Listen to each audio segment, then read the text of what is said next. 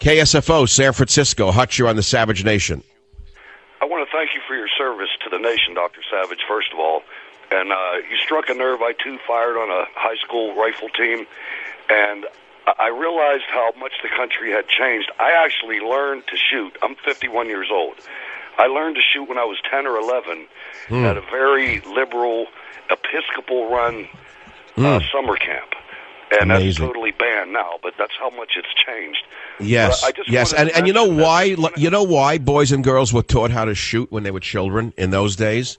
For self-defense, number one, and for national security, number two. The wise elders of the country realized that we needed young people to become familiar with weapons so the nation could defend itself from enemies foreign.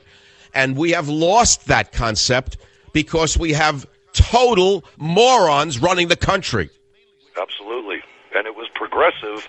When my grandfather went to that same camp, they had pugilism, they had boxing and everything else. And I think what we've seen with these mass shooters, they all have some kind of problem. When you and I went to school and we lost playing some sports game or even individual competition, when we lost, and we were taught how to lose. These children have not been taught how to lose. With this well, that's interesting. The whole concept. No, you're making an extremely important point, which is the liberal doxology, the doxies of the liberal establishment, which is that everyone is equal, no one should lose, everyone's a winner. Well, some kids are losers in certain things or in all things.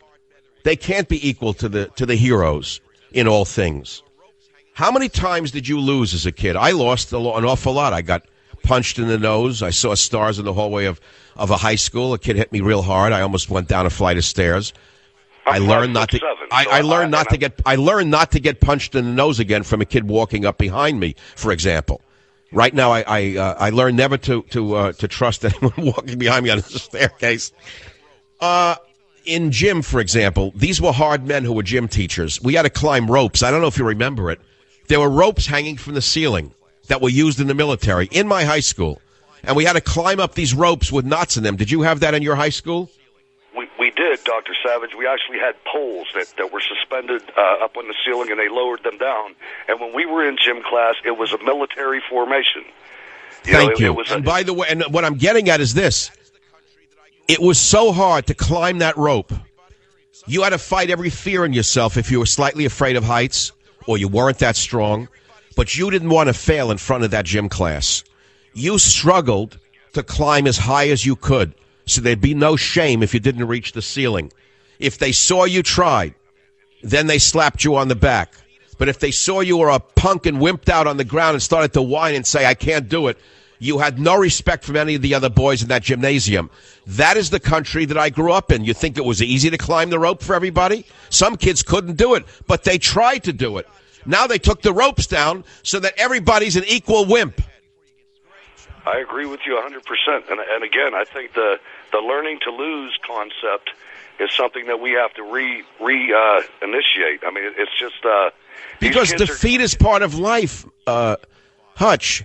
Defeat not only in school, but defeat in business, in love, in personal goals is very much a part of the life process.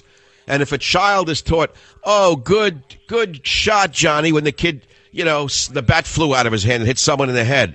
Great, Johnny. Some kids are terrible ball players. I wasn't a good ball player. But you know what? I wanted to succeed at something. Well, I found out that I'm good at certain things. I can write books.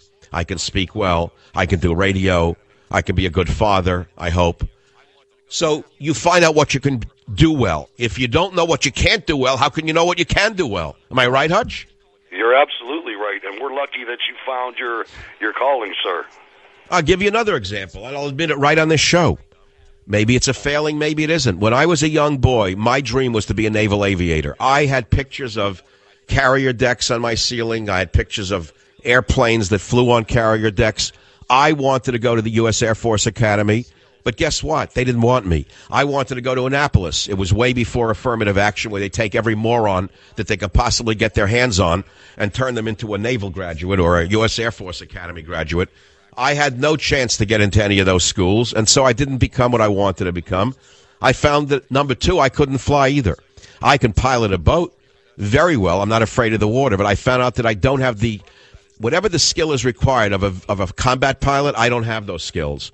They're remarkably important skills, and they should be encouraged in young men and young women. I didn't have them.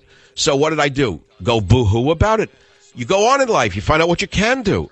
Hutch, I'm sending you a copy of Train Tracks, and you'll see the track that I've been on since I'm a boy. Always struggling. Life is a struggle, for God's sakes.